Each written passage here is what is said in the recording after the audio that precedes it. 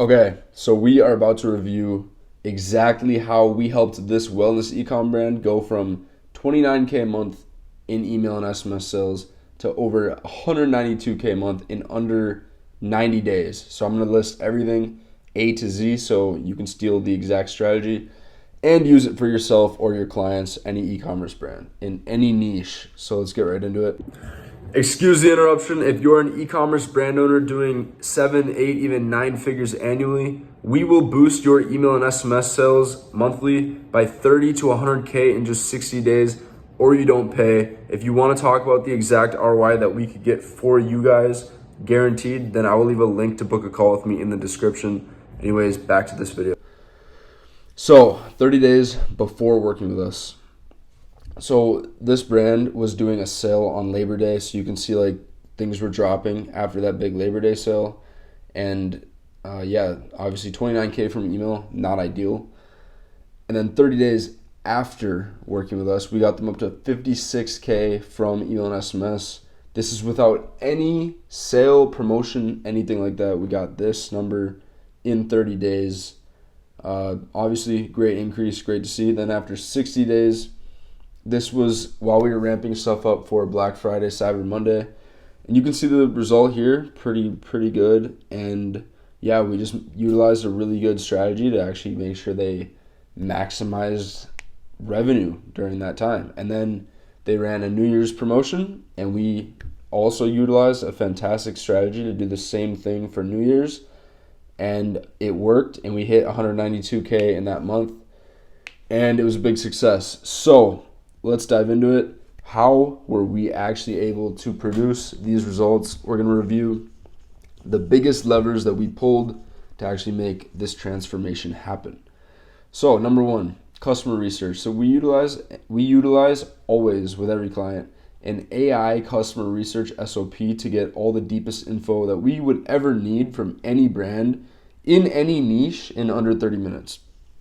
The reason this is important is because when you use this SOP, it makes copywriting easy, and you'll know everything in and out about your customers and the people you're selling to. And this SOP will also give you seemingly endless bank of effective email angles that you can test.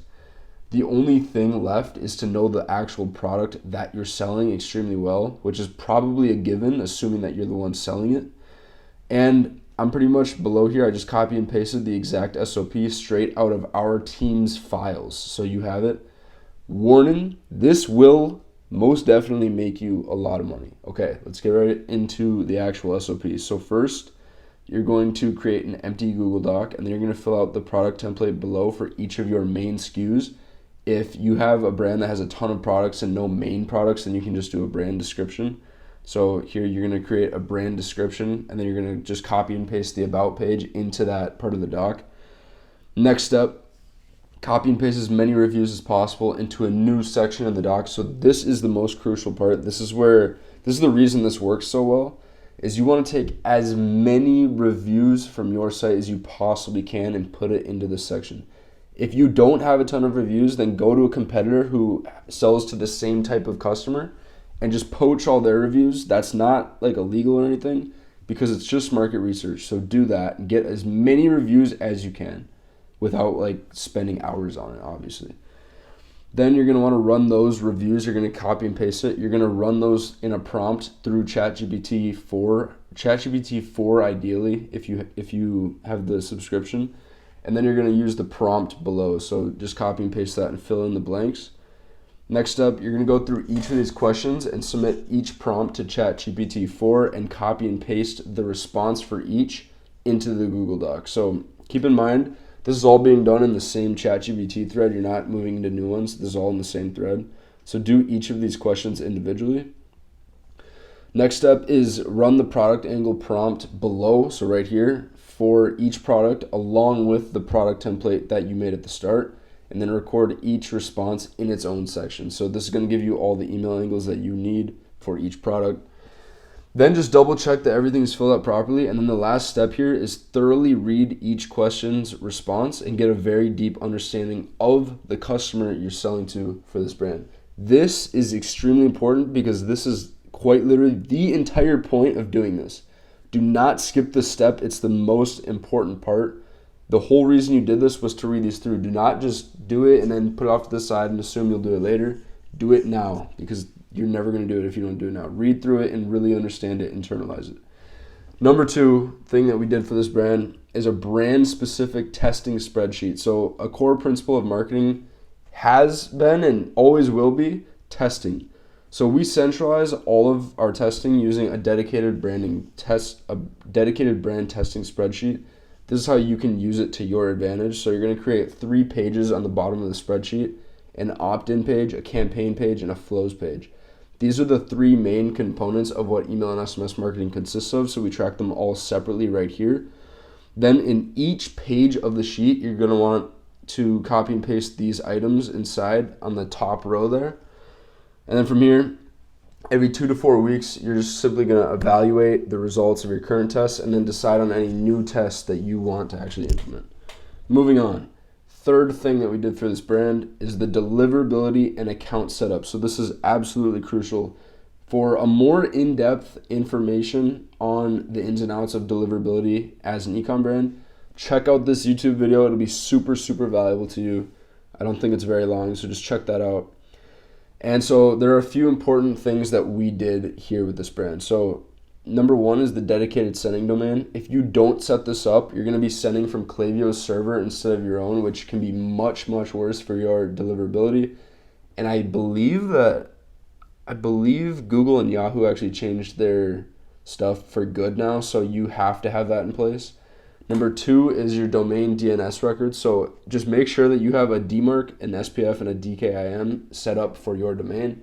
If you go to mxtoolbox.com, they can help you get these all set up really easily and pretty quickly.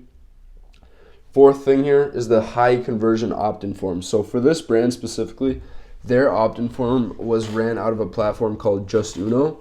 But I'm going to give you a strategy right here that you can use in Klaviyo to set up an opt-in form that converts 7 to 10% of your website traffic onto the email list. So this is not something that you're just going to spend a lot of time on, but it is extremely crucial to your performance of your email marketing. So first, let's just go over the order of the steps, like the steps that the customer will see with the opt-in form.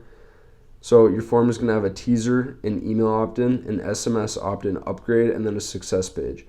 In the teaser, you can test this, but a simple circle in the bottom left corner of the website will do. Then just add 2 to 4 words explaining the actual lead magnet. So like for this example, for most e-commerce brands, it'll probably just be get 10% off. Then the email opt-in, you want to keep this as simple and straightforward as you possibly can. This page will need a lot of testing because it's the main page that pops up on their site. But remember that you are interrupting these people. You're interrupting what they're doing. So your offer needs to be clear and it needs to be easily digestible. For the headline, a great thing to test is the type of language that makes it sound like you're paying for part of their order. So an example of that would be, we'll pay for 15% of your order. Then you're just going to keep the form very simple, very visually appealing. All you need here is an email box and a button that says get 10% off now or get offer now, whatever your lead magnet is, put it there. Then this is a really small thing, but it can have a big impact. For the no button that allows them to close the form, have it say something along the lines of, no, I would rather pay full price. This is super effective because it makes them realize how ridiculous and stupid it would be to turn down the offer that you're giving them.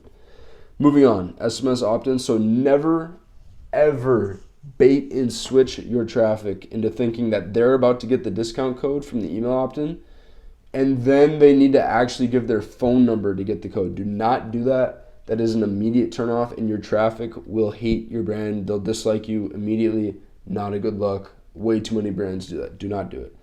Instead, the SMS opt-in should be an upgraded discount. So like you go from 10% to 15%, or just a general call to action, like you can get exclusive discounts by signing up for SMS. Either allow them to bump their discount up or claim that they're going to get exclusive deals. It's that simple. Just do that. Success page. So make this part very clear what the next step is. If it's right after they just sign up for SMS, tell them they need to go send yes back to the number that just texted them in order to receive their code. If they just opt into the email list and you don't do SMS, then make it clear that that's what they should do now is go back to their email and get their code. This page is for a clear call to action. Or you could just give the code away right on the page. Some brands do that. Anyways, testing wise, when it comes to running split tests on your form, you're going to want to do them in this exact order. So you start with the offer, then the copy, then the design. Begin by nailing down the best offer that you can possibly give. It does not just have to be a discount. It can be a free guide or a free resource that you'll usually sell it for $100, but now it's free. Once you nail down an offer, it's time to test some different styles of copy. And then once you've got the copy that's working best, now you can finally play around with the design. And then after 90 to 120 days, by then you should have a pretty reliable and well-tested opt-in form that consistently brings in like 7 to 10% of your website traffic onto the email list. So that's fantastic. Fifth thing here that we did is the campaign email strategy. This is important. You can see a screenshot from their account here. Keep in mind, these are all without any discounts. These are all just purely organic campaigns, just evergreen campaigns that all crushed it. Some of these even went to non-buyers, which is amazing. Anyways, but the campaign strategy was set up for this brand was extremely effective at turning their non-buyers into buyers, delivering value to the entire list, and then creating repeat buyers. And then lastly, maximizing the revenue when they were running sales promotions and one-time offers. So we focus specifically on targeting non-buyers with a more direct response approach while still providing value to them. And then on top of that, we also send emails that are targeted specifically at buyers from a long time ago who they haven't bought in a while on a nearly weekly basis. So from there, we always include a couple messages to the engaged segments as well. So I'm going to talk more about that in a minute, but those engaged segments have nothing but straight value and a relevant soft pitch call to action. So like it might be a sleep email and then you give them a product that has to do with getting better sleep. You know what I mean? So when it comes to actually crafting an effective campaign strategy for yourself, it depends a ton on your brand and your audience specifically. And there are many different variations you can test. But nonetheless, you should send as many emails as you possibly can on a weekly basis without unnecessarily churning through your leads. The best way to do that is with segmentation. So if you send 5 highly segmented emails in a week, you could morph it so nobody receives more than 1 or 2 emails in that entire week. This is what you actually need to do if you want to kill it with your campaign emails. This is what you need to do. So in some situations, you might want to mail the list a bit more often. For example, like during Black Friday, Cyber Monday, and New Year's for this brand specifically, we were sending like 1.5 to 2x more every week than we usually would. But that's just because we were running a sale, and you may as well capitalize on the sale if you're going to be running it. So I'm also going to include more info at the bottom of this on how to leverage a sale or a promotion to turn your non-buyers into buyers. That'll be at the bottom of this document. It'll be perfect for you. Next. Below is a short list of some of the main segments that you should get set up. So first you got 15-day engaged. Engaged means that they have opened or clicked an email at least one time in this specified time frame. So in this case, it's 15 days. Then you got 30-day engaged, 90-day engaged, engaged all time. So they've opened or clicked at least once over all time. Get those segments set up. Then you got 30-day buyers. So this is everyone that's bought at least once in the last 30 days. Then you got your non-buyers, and then you got your non-buyers that are also 30-day engaged. That's a super valuable segment because these are people that have not bought yet, but they're showing interest in the content, which is important because we need to sell those people. Then lastly, you've got active subscribers. This is if you offer like subscribe and save for your products. This is a really valuable segment to get set up. And beside these, there are many other segments you can create when needed, like about location, gender prediction. Klaviyo does that, etc. There's a bunch of different stuff you can do. When it actually comes to setting up a campaign strategy, though, like I said, there are a ton of different directions you could go. Some examples that I'll quickly walk through. So number 1 here is a daily email with 2 value emails and a very soft pitch. 2 emails to non-buyers that are more direct response based, like getting them to buy now, and 1 email to push people on to subscribe and save that have bought in the past but are not subscribed yet. Second one here, you got 3 emails a week, so 1 to non-buyers to convert them into buyers, one to buyers to convert them into repeat buyers or onto subscription.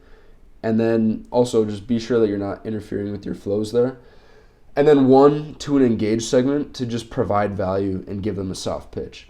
Third strategy that you could take on here is 4 emails a week with 3 going to an engaged segment to provide value to your list and promote different products every week. And then 1 email just to non-buyers to get them to buy. Then the last one here, you got 1 product a week. So each week you're going to promote just 1 product. And then 2 to 3 emails across that week promoting that product in different ways with different angles. So that's kind of a few like different ways you could use your strategy to do this well. But anyways, as you can see, there are infinite different ways you could set this calendar up for yourself. But at the end of every month, we review campaign data and test results to see what's actually working, what we want to test, and then what angles are worth trying in the next month. And at the same time, we set up a full campaign calendar for the entire next 30 days so that it's all scoped out.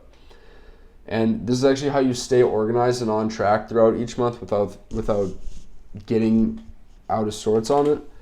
And in our agency, we structure it so that the strategist sets up the email briefs for each week in advance.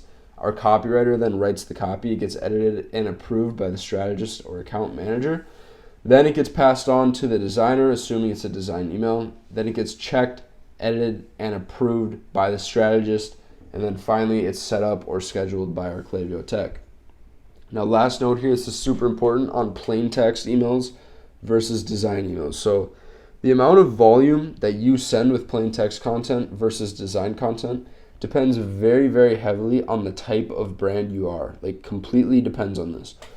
For example, if you're a supplement company, then plain text is perfect for you, and the majority of your email content should be mostly plain text. If you're a t-shirt brand, then almost every single one of your emails should be design emails. The reason for this is that plain text works best when the goal is to solve an acute pain point. Design is better when you need to display the looks or aesthetics of a brand or a product. For example, if you're selling a multivitamin supplement, a really cool design of a bottle is not going to get people to buy it. What will get people to buy it is a story of how someone in their shoes who struggled with their same problems took this multivitamin and it fixed everything. And that can only be broken down in a copy-heavy plain text email. You can't do it with design. There's not enough copy. Then on the other end of the spectrum, let's take a women's apparel brand, for example.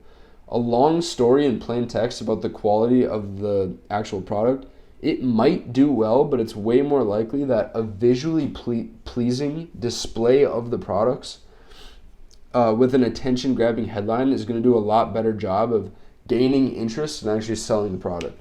So that's how the dynamic works between plain text and design. Whatever you do not think that you can only choose like one or the other, plain text or design. The brands with the best email marketing strategies utilize both a little bit when necessary, but they lean one way or the other. The last thing here is the automated flow setup. So right here below, there's going to be a description of all 10 core flows that you need to have set up. You need to have all 10 set up. The goal of each flow will be included, and then a general guideline that you can leverage in each. So there's a full video breakdown that I already made on all of these in depth. So I highly encourage you to just go and check out this video. It's not too long, but I'm just going to show you what each of these are so that you actually are aware of them. So first one is we're going to turn your non-buyers into one-time customers as soon as possible with your welcome series. I also have a YouTube video here on how to craft the perfect welcome email to actually convert non-buyers into buyers as quickly as possible. So go ahead and check that out as well. Flow number 2. So this is how you're going to turn your uninterested leads into buyers with a site abandonment email. Extremely important. Flow number 3, you're going to use a browse abandonment flow to get window shoppers to buy right now. Extremely important as well. Then these next 2 are extremely high intent flows. So you got abandoned cart. Most brands don't actually have this set up, so we say it's kind of like adding an additional flow to your arsenal to pick up super high intent customers. So that's crucial. Flow number 5 With abandoned checkout, this is how you're going to capture your very highest intent soon-to-be customers. You're going to do it with abandoned checkout. Number 6 here. So by using a first-time buyer series in this one, it's what's going to help you turn your first-time buyers into repeat buyers who keep buying and loving the brand. That flow is extremely tedious, and it's extremely important to do it tailored to you. Then you're going to prime your repeat buyers to keep coming back with a repeat buyer series. Flow number 8. This is how you're going to bring your old customers back who have abandoned the brand with a customer win back flow. Most brands usually don't even set that one up. Flow number 9, this is how you're going to give your best perks to your best customers, and it's with a VIP flow. This one usually spans out way longer. Another crucial flow to get set up. And then lastly, you can actually lower the amount of money that you pay Klaviyo every month by setting up a sunset unengaged flow, and it also helps a ton with your deliverability. So like I said, if you want to get more info on each of those, go ahead, and you have access to this doc, go ahead and watch this full video. Then to end this off, if your brand's email list is filled with a bunch of non-buyers who you just cannot get them to make a purchase, then this video right here is going to be like gold to you. Like literally, this video right here will make you a ton of money. Watch this through and implement that ASAP. Do not let any time pass. Get this implemented. Anyways, that's it. I hope you got a lot of value from this. Our offer to you, my team and my agency, we will boost your e-commerce brand's monthly email and SMS revenue $30,000 to $100,000 in just 60 days, or you do not pay.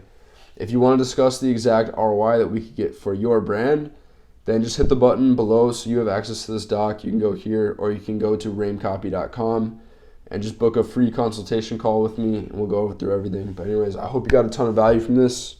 Peace.